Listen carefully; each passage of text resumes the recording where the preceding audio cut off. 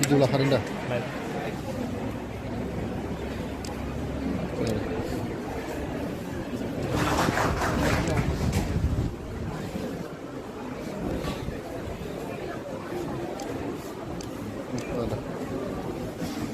बिथाङा गासै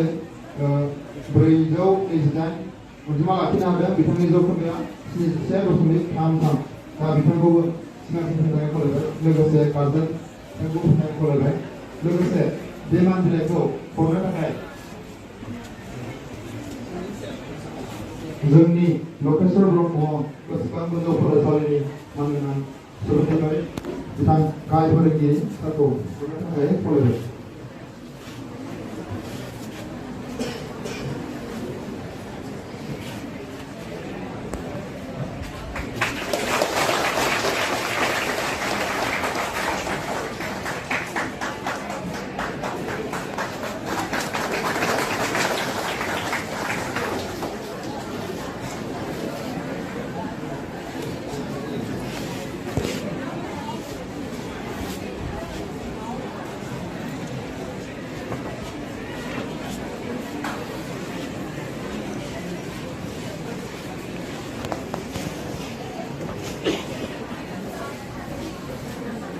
साबायखर थाबाय बिथांनिसिमबो। दा बेयाव नाम्बाराव दङ श्री देबराज बर'।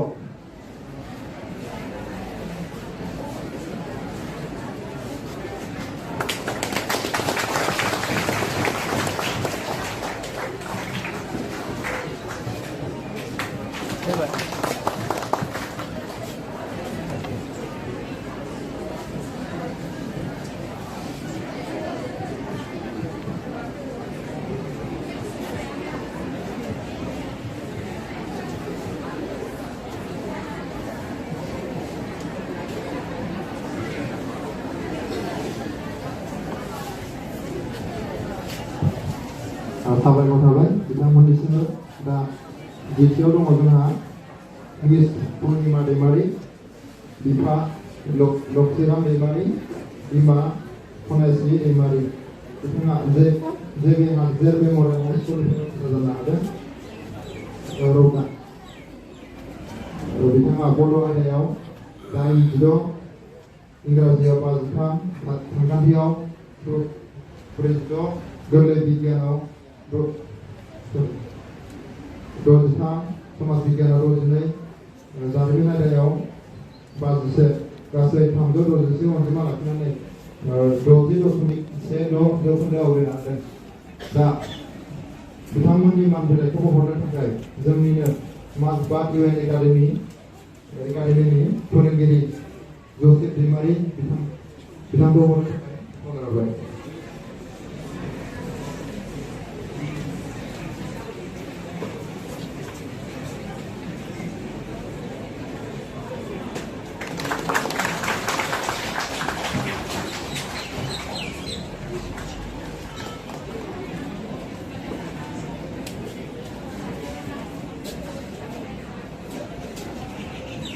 सानसेल'सा साबायखर थाबाय। दा जोंहा सासे फरायसा दंबावो 10 नम्बराव LB बसुमतारी, बिफा खनसाय बसुमतारी, बिमा मनिका बसुमतारी। बिथाङा लकेश्वर ब्रह्म गोसोखां गोजौ फरायसालिनिफ्राय उथ्रिसार जानो हादों। बिथाङा बड' आयदायाव 88, इंराजि आयदायाव 57, सानखान्थियाव 33, गोरलै बिगियानाव 71, समाज बिगियानाव 74, हिन्दी आयदायाव 44, गासै 360 अनजिमा लाखिनानै 60 जौखोन्दो आवग्रिनो हादों। बिथांनि मान बिलाइखौ हरनो थाखाय जोंनिनो माजबाद UN एकाडेमिनि फोरोंगिरि सासे दंबावो, बिथां लह बसुमतारी। बिथांनि आखाइनिफ्राय हरनो थाखाय खावलायहरबाय।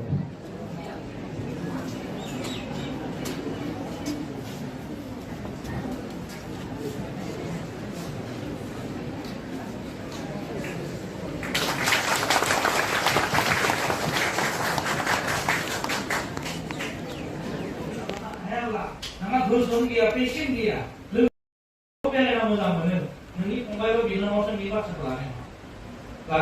नङा, ट्राइ खालामना नाय नङा। नों जुदि मोजां बाथ्रा बुङोब्ला नोंनि बाथ्राखौ लागोन, नों गावनो गाज्रि गाज्रि रायलायोबा नोंनि फंबाय बिनानाव नोंनि न'खराव थानाय मानसिफोरा नोंनि बाथ्राखौ खोनासंनाय नङा आरो जानोबो हाखाया। दा एसे नोंसोरो 9, 10 फरायनाय गथ'फ्रा स्टुडेन्टफ्रा साननो नांगोन नों गावखौ बबे लामाजों लांगोन। दा दिनै मेट्रिकआव जाय फार्स्ट डिभिजन मोनबाय बिसोरथ' आलादायानो जाबाय। मानोना बेयाव 2, 3 केटेगरिनि स्टुडेन्ट थाहैबाय। फरायजानाय मोनसे थाबाय, नेक्स्ट इयाराव जाय मेट्रिक होगोन दङब्ला होगोन, गैयाबा बे आलादा जासिगोन। 9आव थाबाय, 3 केटेगरि जाहैबाय।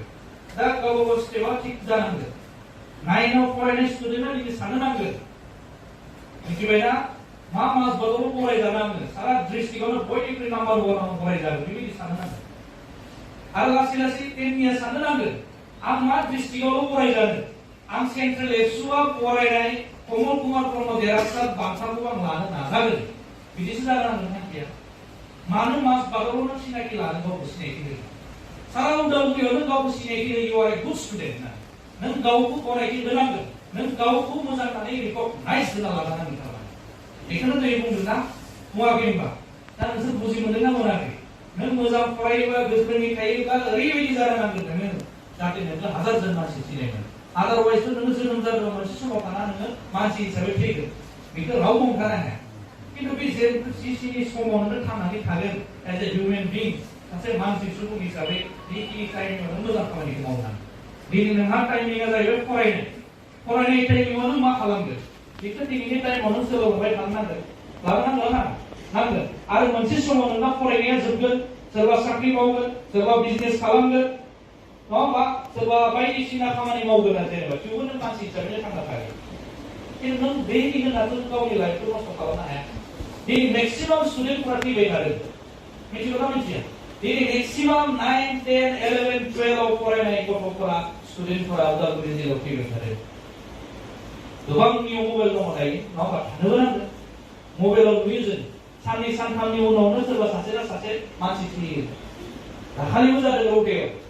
हराव फांसन नायनो थांबायनो गारि एक्सिडेन्ट जानानै फुंसिम गोलैना दं लामायाव। बेखौ जों बानायना बुंनाय बाथ्रा नङा। बेसेबां क्लासाव फरायो बे गथ'आ? डिग्रिबो फरायाखै बियो, हायार सेकेन्डारि ना फार्स्ट इयार सेकेन्ड इयार बिदि फरायगोन जेनेबा। रिजाल्टआथ' दासो होगोन सेकेन्ड इयारनि। थैबाय। दा बे स्टुडेन्टनि बे गथ'नि जिउ थांखिया मामोन? बिनि एइमा मामोन? 10 बोसोर उनाव बे मा जागोन आंबो मिथिया, नोंसोरबो मिथिनाय नङा, बिमा बिफाया मिथिनाय नङा। बेखौ बे फरायसायासो मिथिगौ जाय लामायाव गोलैनानै थैना थाबाय। माबा मोनसे ना मोनसे जागौ। दा दिनै जे गाव जे माबा मोनसे जानायनि थांखिखौ लादों, टारगेट लादों, बेखौ लायोबानो जानाय नङा। नोङो बेखौ लानानै सिनसियारलि निट एन्ड क्लिन बिराद डिसिप्लिन आब्रुथि मेइनटेइन खालामनानै बेखौ लांबाय थानो नांगोन। आदारवाइज जानाय नङा। सोरनि लाइफआव मा जायो मा गेरेन्टि दं? बेखायनो सिनसियारलि थांबाय थानो नांगोन। बायसान्स जाहाथे नोंनि लाइफआव गाज्रि खालामनोबो नाजाग्रा मानसि थागोन आरो नोंखौ धंस खालामनोबो नागिरग्रा मानसि थानोबो हागौ। दिनैनि तारिखआव बेबायदि थायो। आरो मेक्सिमाम फरायसाफोरनि गेजेराव बेनो जायो। नों माब्लाबा सोरबा लोगोआ नोंखौ भैरबकुन्द बेरायनो थौ होनना बुङोब्ला नोङो ना होनना बुंनो हानाय नङा, बेबायदि लोगो थायो। खिन्थु माखासे लोगोखौ नोङो आं नोंजों बेरायनो थाङा होनना बुंनोबो हाग्राबो दङ। खिन्थु खायफा लोगो दङ जाय लोगोआ नोंखौ बेरायनो लिङोब्ला नों खिन्थु फंसेबो होनना बुंनो हाया। आरो बेफोरबायदि मानसिखौनो जेब्ला नोङो माखासे गाज्रि जायगायाव बेरायनो थांफ्लाङो, भटाव रावबो गाज्रि खामानि जाथों बा गाज्रि मोनसे टारगेट थासारियाव फैथों होननानै बेरायनो थाङा, खिन्थु माब्लाबा जाहैयो। बेखायनो दिनैनि फरायसा लोगो नोंथांमोन 9, 10, 11, 12 जि क्लासावनो फराया मानो भेरि माच सिनसियार जानांगौ, आदारवाइज जानाय नङा। बेखौ ना नों हमथानो हायो ना नों बबे धोरोमनि इसोरखौ फुजियो बे इसोरा नोंखौ हमथानो हानाय नङा। बेयो नोंनि खामानि, नों बोरै गावखौ आगान सुरनानै लांबाय थादों बिनि सायाव सोनारगोन। आं बेखौ प्रेक्टिकेल बाथ्राखौ बुंना होबाय। दा दिनै जाय फरायसाफोरा फरायजादों, दिनै बिसोरनि थांखिया सोर बहा फरायदों मिथियाखै। दहाय बे सासे फंबायखौ सोंदों बेयावनो फरायदों होनना बुंदों, थारमाने एडमिसनखौ लाबाय।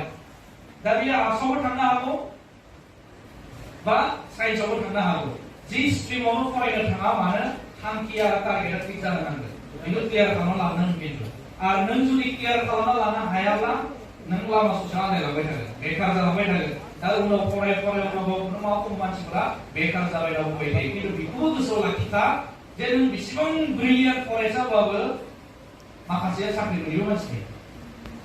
आरो ओरैबायदि माखासे फरायसा थायो जाय फरायनाय टाइमाव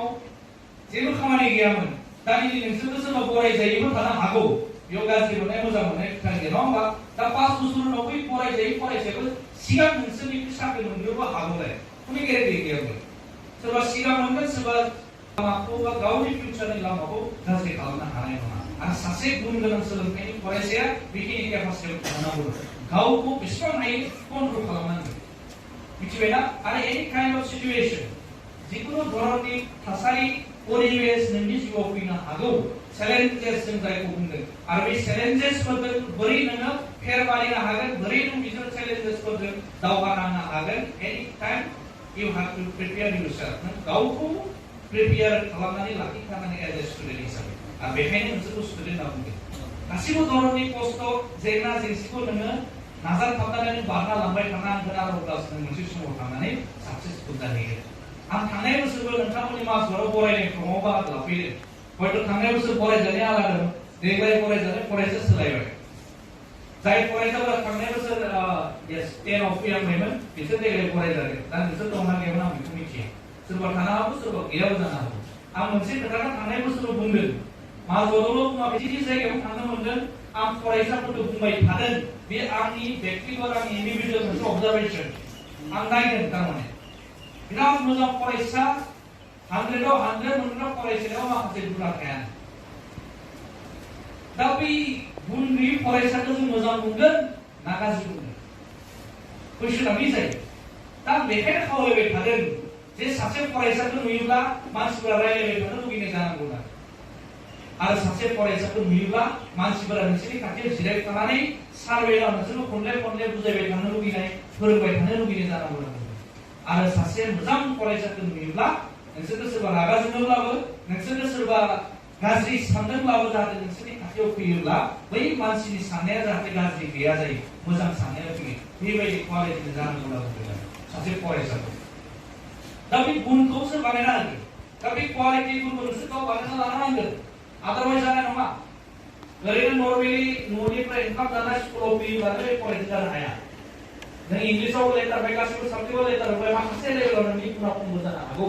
नोंजों मानसिफोर रायलायना मोजां मोनाबो जानो हागौ दा बे मोजां मोननाय जिनि केपासिटि क्वालिटिखौ नोङो दिनैनिफ्राय बानायलांबाय थानांगोन लासै लासै नों जुदि बिराद रागा खरा थायोबा नोंजों मोजां मोननाय नङा नों जुदि बिराद गाज्रि गाज्रि राव रायलायोबा नोंजों मानसिया थानाय नङा नों जुदि सोलोंथाइनि बाथ्रा रायलायो नङा होमबा मोजां मोजां बाथ्राखौ जुदि नों रायलायबाय थायो आरो मोजां जुदि गुबुननोबो सासे 9 आव फरायनाय फरायसा हिसाबै सासे 10 आव फरायनाय फरायसा हिसाबै जुदि गुबुन नोंनि गाहाय लेभेलनि स्टुडेन्टखौ जुदि मोजाङै फोरोङोब्ला नोंखौ मोजां मोनगोन द्याट मिन्स आं बुंनो नागिरनाय बेनो जाहैबाय जे सासे फरायसाया पजिटिभ क्रिटिया थानो नांगौ मोजां नुनांगोन आरो जेरै नोंनि कालारा गोसोबो जानो हागौ गुबुनबो जानो हागौ डाजन्ट मेटार खिन्थु फरायसा हिसाबै बेखिनि गुना थानांगोन दा जों बेफोरखौ जोथोन लायैनि थाखाय जोंनाव बेफोर केपासिटिया फैया जोंनाव थानो नागिरा दा बेखौ दिनै 9 आव फरायनाय फरायसा 10 आव फरायनाय फरायसाफोरा लासै लासै बानायलांबाय थानांगोन नों जे बोरै जिरायनानै लेक्सार खोनासंदों बेबो मेटार खालामो नों जे क्लासनिफ्राय थांनानै न'सिम थांनायाव बोरै साइकेल सालायदों बोरै स्कुटि बाइक सालायदों बेबो नोंनि फरायनायनि सायाव सोनारो दा बे दाना मार्क होनाय जायो दा बेफोर गासैबो नोंनि पार्सनेलिटि नोंनि इन्डिभिजुवेल मोनसे डेभेलपमेन्टआव बेफोर फैजोबो लासै लासै दा नों बेखौनो जोथोन लायाबा बे नोंनिफ्राय लासै लासै दोरोदलांनानै नोंखौ बेलेग मोनसे लामाजों लांगोन आरो बेखायनो नों कलेजाव फैदों बेखायनो नों 9 आव फरायनो फैदों आरो बिनि थाखायनो नोङो 10 आव फरायदों ओरैनोथ' नोंसोर स्कुलाव फैयाखैना आरो ओरैनोथ' नोंसोरखौ बिमा बिफाया थिनहराखै आं फैसा थाखा खरसा खालाम चावमिन जाना फैसा नस्थ' खालामबाय थानो थिनहराखै आरो थिनहरखानायबो नङा दा बेखिनि थासारिखौ नोंसोर साफ्रोमबो फरायसा लोगो नोंथांमोना थिग खालामना लानो हागोन हयथ' दिनै सोरबा सोरबा फरायसाफोरा बुजि मोनाबो जानो हागौ खिन्थु बेखिनि बाथ्राखौ बुजिनो थाखाय जोंनि ट्राइबेलफोरनो एसे समबो नांगौ जायो माखासे एसे थाब बुजियो माखासे एसे लेट बुजियो आरो लेट बुजिनाय समसिम बिनि लाइफआ एसे गाज्रि जानो नागिरो बेखौ आं बानायना बुंनाय बाथ्रा नङा जों प्रेक्टिकेलि नुबाय थादों ना बेनो जाबाय थादों दा बेखौ नोंसोर गावबा गाव प्रेक्टिकेल लाइफआव बेखौ मोननांगोन बेनि थाखायनो आं खावलायदों दिनै मास बा लोगोसे साफ्रोमबो फरायसा लोगो नोंथांमोना भेरि माच सिनसियार जानो नांगोन मोजां बाथ्रा खोनासंनांगोन मोजां बाथ्रा रायलायनांगोन आरो मोजां लामाजों नों गावनि आथिंखौ हान्थिलांबाय थानो नांगोन आरो दिनै फरायजानाय फरायसाफोरा 5 बोसोर उनाव मा जागोन 10 बोसोर उनाव मा जागोन दिनैनो क्लियार खालामना लानो नांगोन आं बेखिनि बाथ्राखौ नोंथांमोनखौ खावलायदों दा बिनि उनाव आं नोंथांमोनखौ सोङोब्ला बा आंखौबो सोरबा सोङोब्ला आं बुंनो हानाय नङा हौवानि उनाव सोरबा मा होनना बुंगोन जेनेबा नामखौल' जों हौवानि जाला दानि जुगाव नोंखौ हौवानि उनाव सोङोब्ला आंनि मुङा उमुक बसुमतारी आंनि मुङा उमुक ब्रह्म उमुक बर' उमुक दैमारि होनोब्ला जानाय नङा बे गुवाहाटीनि बाइन बिहाइनाव मा दंबावो जेनेबा बि क्वालिटिखौ नों बानायनांगोन नोंनि नामा जे उमुक बसुमतारी बेजों लोगोसे नों मा जानो हायो बेखौ नोङो दिनैनिफ्राय थिग खालामनांगोन नोंनि नामा उमुक ब्रह्म बे उमुक ब्रह्मजों लोगोसे नों माल' जानो हायो जेनेबा बेखौ नोङो दिनै मालगावआव थांनानै थिग खालामनांगोन आरो गुवाहाटीयाव थांना हयथ' नों बेखौ थिग खालामनो हानाय नङा बिनि थासारिखौ नोंसोरो फरायबाय थानाय समनिफ्रायनो थिग खालामलांबाय थानांगोन दा दिनै बर'फोरा मोनसे लेभेलाव बिराद जौगाबाय आरो बबेबा मोनसे लेभेलाव जों खालामबाय थादों दा जों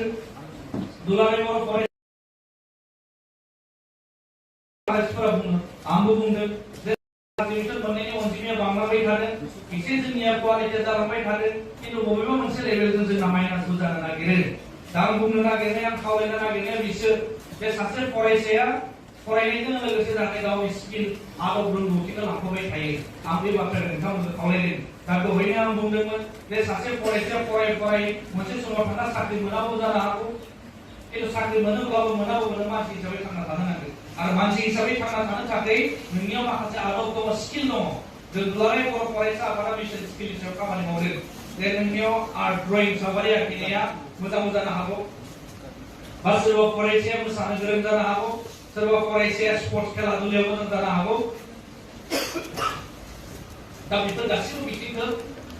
नोङो सासे फरायसा हिसाबै लाफाबाय थानो नांगोन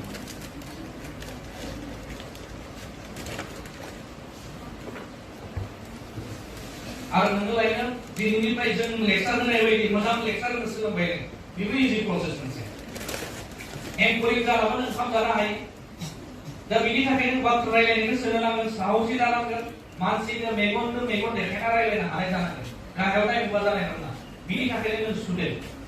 दा बेफोर गासैबो थासारिखौ दिनै 9, 10आव फरायनाय समावनो नोङो सोलोंलांबाय थानो नांगोन खिन्थु सोरबा लोगोआ दावराव खालामदों होननानै नोंबो बिदि एड जाखाना दावराव खालामबा जानाय नङा सोरबा लोगोआ बिराद बहा बेरायदों होननानै नोंबो बिदिनो थांफानानै बेरायबा जानाय नङा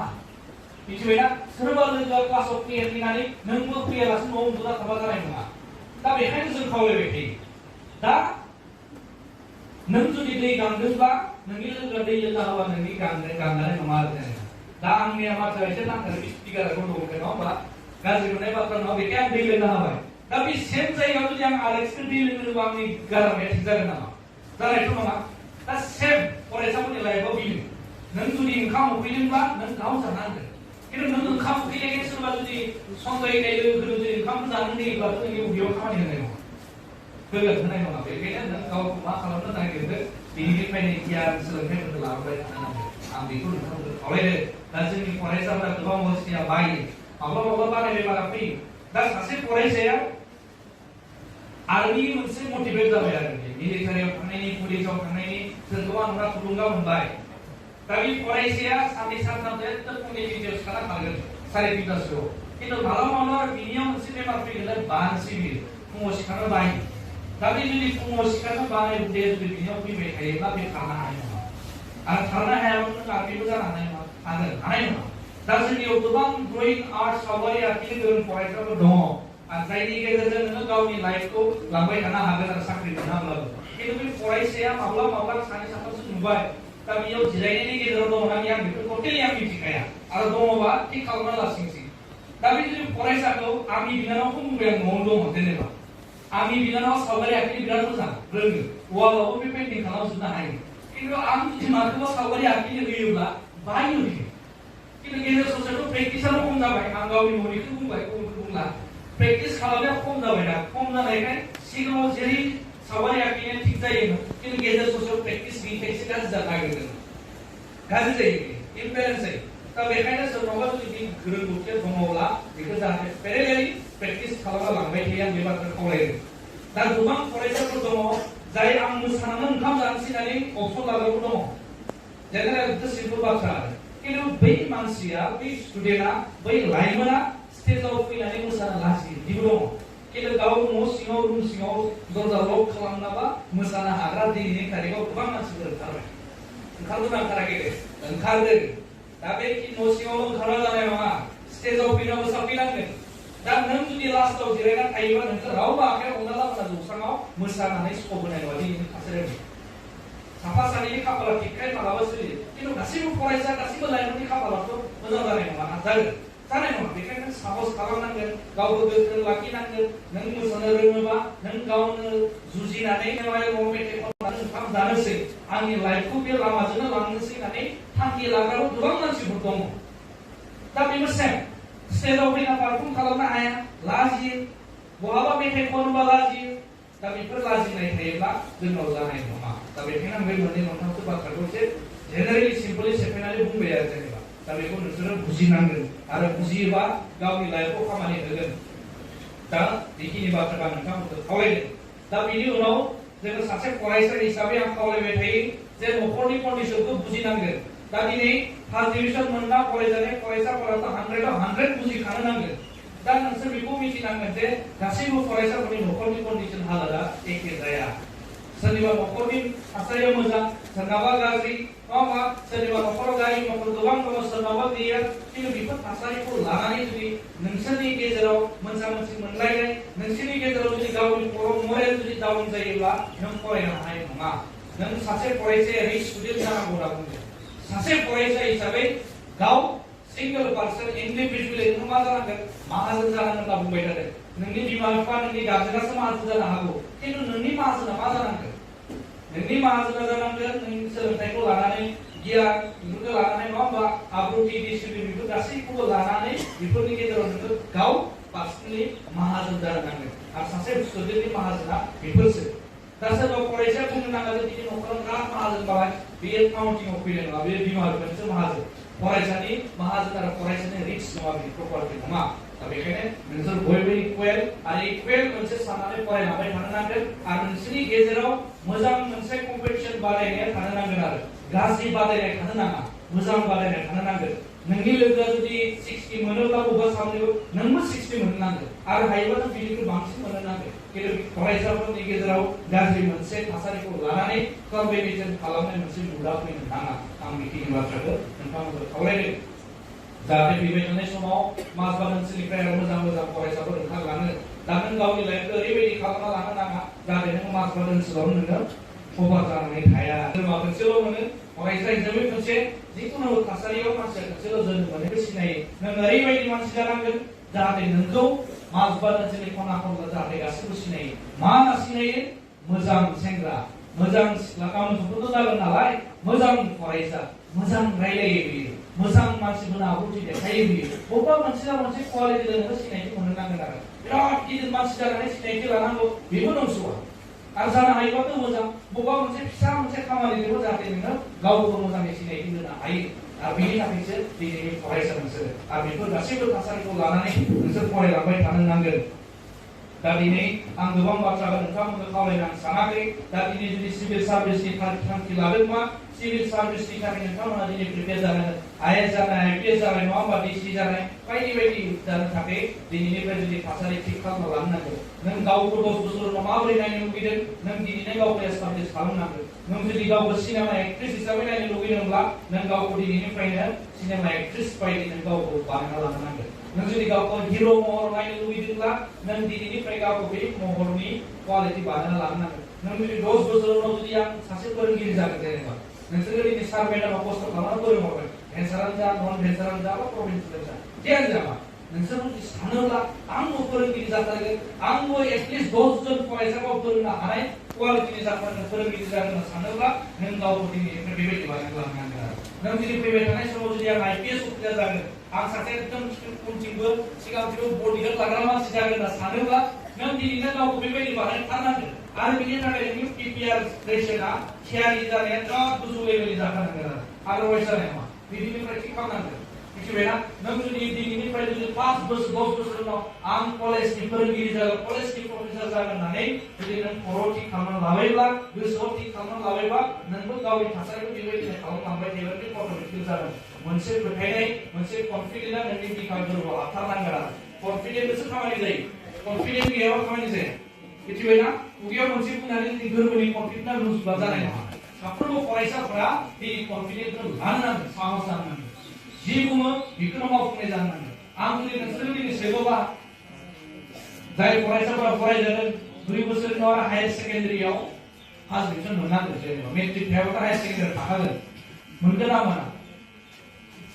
मोननो हाफिननांगोन दा दिनै मेट्रिकआव फार्स्ट डिभिजनल' मोनोब्ला बे खामानि जानाय नङा बे जास्ट सिट लाहैनायल'सो नोंनि लाइफखौ जुदि थिग खालामनोबा माबा मोनसे नों जागोन होनना मिथियोब्ला हायार सेकेन्डारि रिजाल्टआव मिथिगोन आरो मिथिबायना मेट्रिकनि रिजाल्टआबो थिग थियानो जा दा बेयो जिहेतु नोंखौ गुबुन जायगायाव एडमिसन लाहैनायनि मोनसे दरजा बे दरखौ गेवना होबाय दा नोंनि जिउआ थिग जागोन गाज्रि जागोन माबा मोनसे ना मोनसे जागोन बेखौ जों अर्डार खालामनो हायो हायार सेकेन्डारिनि रिजाल्टआव बेखायनो दिनै बरायजानाय फरायसाफोराबो आरो सोरबाफोर बरायजायाखैब्लाबो जाहाथे नाराज जानांगौ खोथा गैया बांसिन जाहाथे नाजानायनि बिथिङाव थायो दहाय बुंनो 5 घन्टा 6 घन्टा फरायनो जाहाथे बे आवाज जाहाथे घन्टाखौ जाहाथे बारायलांबाय थानो हायो बेखिनि खालामनो लांनांगोन आं बे बाथ्राखौ खावलायबाय आरो मोनसे बाथ्रा दा बिनि उनाव मोनसे बाथ्राखौ खावलायनो सानदों जों दुलाराय बर' फरायसा आफादा मेट्रिकआव जाय टप 10 मोनो बर'नि टप 10 नङा आसामनि टप 10 मोनो होनना बुंदोंमोन देग्लायथ' टप 10 खौनो बोखायना होबाय टप 5 लाखिबाय लाखियाखैबा मिथिगौना मिथिया टप 5 लाखिबाय देग्लाय किन्तु जों बुंदोंमोन जे टप 5 आनो जा टप 10 आनो जा जाय फरायसाया बाहागो लाफैनो हायो जाय फरायसाया टप 10 लिस्टआव फैयो 1 लाख रांजों बान्था होगोन होनना बुंबाय थादोंमोन दा दिनैसिम गैया दा बेफोर माखासे थासारिखौ नाजानो नांगोन मिथिबायना दा दिनै थाङै थाङै गहपुराव मोनहैबाय कमल कुमार ब्रह्म देरहासार बान्थाजों दुलाराय बर' फरायसा आफादा दिनै आरो बे कमल कुमार बान्थाखौ जाय मोनदों देग्लाय 13 जना मोनदों बिसोरनो बर'नि गेजेराव टप जायो 10 जना 10 नाम्बारसिम बाखि गाहायाव आरो मोनसे बाथ्राया बेबो मोजां बाथ्रा थांनायाव जों साबामोन देग्लाय खिन्थु बर' बिजोंखौ सातजोन गुबुन हारिनि फरायसाफोरा बर' बिजों फरायनानै फार्स्ट डिभिजन मोनदों आरो जों बिसोरनो आरो बिसोरखौ जों बरायनो क'क्राझाराव बिसोरनो 5000 नि गेजेर बान्था हिसाबै आरो जाय कमल कुमार मोनदों बिसोर 10000 होदों किन्तु जाय आसामनि टप 10 आव फैयो देग्लायसेमोन 1 लाखनि गोजौआव दोनदोंमोन आरो किन्तु फैबाय थानाय समाव मेट्रिकआ गैयाबा हयथ' बे हायार सेकेन्डारियाव फैगोन आं बेखौ नोंथांमोननो फरमेलि आं एसे जाय दिनै हायार सेकेन्डारियाव फरायदों जाहाथे हायार सेकेन्डारि 2 बोसोरनि गेजेराव रिजाल्टआ बांसिन मोजां जायो 80-90% लाहैयो आरो अब्ला नोंसोरनि सानफ्रोमबो स्कलारशिप मोनसे मोनो जाय आर्ट्सआव फरायो 5300 जाय साइन्सआव फरायो 6000 प्लास बेबायदि मान्थलि स्कलारशिप मोनो आरो दा बेखिनि खामानिखौ लानांगोन जास्ट नोंसोरनि खामानिया जाहैबाय रिजाल्टखौ मोजां खालामलांबाय थानांगोन आरो जेबो उल्था-उल्थि साननो नाङा आं बे बाथ्राखौ खावलायबाय आरो थांनाय देग्लाय बयनिख्रुइ टप 10 नि 1 नाम्बाराव फैदों गहपुरनिफ्राय कमलास गयारि होननाय मिथिबायना जोंनि बेखिनि जिल्लाखौ गारनानै मिथिस'हैबाय बिथांमोनहा हाबबाय किन्तु उदालगुरि हिसाबै जोंनाव किन्तु सासेबो कमल कुमार ब्रह्म देरहासार बान्थायाव हाबनो हायाखै बे जोंनि थाखाय बारा मोजां नङा दा बाक्सायावथ' 6 ना 7 जनसो दङ जाय कमल कुमार ब्रह्म देरहासार बान्थायाव मोनबाय आरो बिसिनिया रिजाल्टआ मोजां दा चिराङा थांनाय बोसोरबो आसामनि मादाव नाम्बार 1 देग्लायबो 2024 मायथाइयावबो नाम्बार 1 आसामनि मादाव मिथिबायना आरो देग्लाय हायार सेकेन्डारियाव बाक्साया नाम्बार 1 तामुलपुरा साइन्सआव नाम्बार 1 दा बेफोर जिल्लाया ओरैनो फैदों नामा ओरैनोथ' जायाखै ओरैनो नाम्बार 1 पजिशनाव फैदों नामा फैनाय नङा ओरैनो फैनाय नङा ओरैनो बुंनायजों खामानि मावालासिनो जानाय नङा दा दिनै दुलाराय बर' फरायसा आफादा एसे नाजा खामानि मावनायखाय बे लेभेलाव दङ आरो जुदि मावालासिनो हगारा दोनोबा आरो गाहायाव मोनगोन दा बेखायनो दिनै भेरि माच सिनसियार जानानै फरायसाफोरा फरायनांगोन चिराङा जेरै नाम्बार 1 आव फैदों बाक्साया जेरै हायार सेकेन्डारियाव नाम्बार 1 आव फैदों एसेबां गिदिर जिल्ला दङ गोरों जिल्ला दङ जरहाटफोर बायदियाव शिबसागर बायदियाव नङा होमबा डिब्रुगड़ बायदियाव एसेबां गोरों मानसि दङ तेजपुरफोर बायदियाव थेवबो जे जोंनि बिटिसिनि माखासे जिल्लाया नाम्बार 1 आव फैदों ओरैनोथ' फैयाखै बै जायगायाव थानाय फरायसाफोराबो खस्थ' खालामदों खस्थ' खालामनानै फैबाय थानाय समाव नोंथांमोननि मोजां रिजाल्टनि गेजेरजों जिल्लायाबो मोजां लेभेलाव सहैगोन आरो बे मोजां मोनसे कम्पिटिसना थागोन आरो 100 जुदि फार्स्ट डिभिजनाव खम जायोबा रिजाल्टआ गाज्रि गामि मिथिबायना बेखौ नोंसोरबो दिनै फरायसा हिसाबै मिथिनांगोन बेलेग जायगायाव नोंसोर मिथिनाय नङा बेखौ नोंसोर इनफरमेसन हिसाबै बिसिम फोरमायना गालांखाबाय जाहाथे माबा मोनसे एसेसमेन्टआ सासे फरायसा हिसाबै खर'आव हाबनानै थायो आरो बेफोरखौ मिथियाबा जानाय नङा बेखौ लाखिथारनांगोन आरो मोनसे बाथ्राखौ वास्तबखौ फरायना गालांगोन आरो सासे फरायसा हिसाबै गावनि हारिखौ अनग्राबो जानांगोन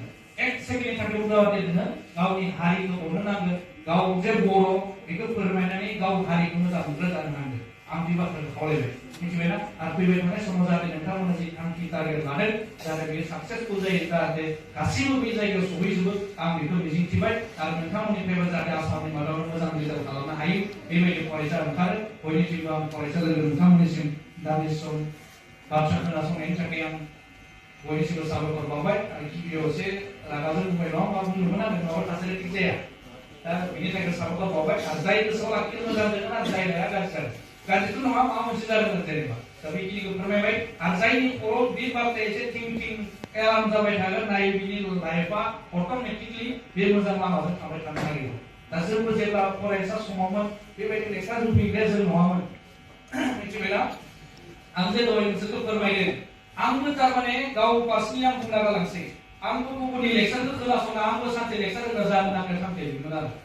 हाई स्कुलाव थानाय समाव कलेजाव फरायबाय थानाय समाव मिथिबायना इमान मोजां लेक्सार होयो इमान फरायसा थायो जों गेजेराव जिरायनानै खोनासङो बेबायदि